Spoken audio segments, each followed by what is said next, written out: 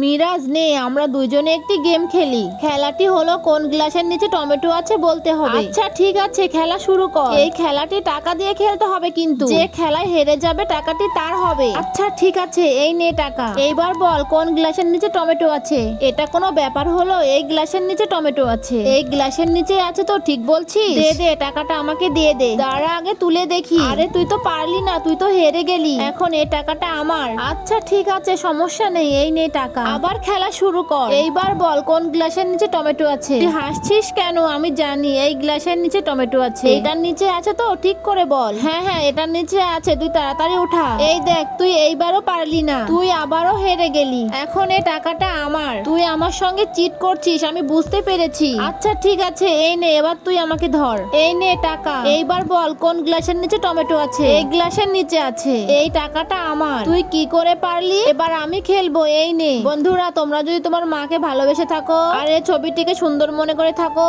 তাহলে ভিডিওটিকে লাইক করে চ্যানেলটি সাবস্ক্রাইব করে দাও।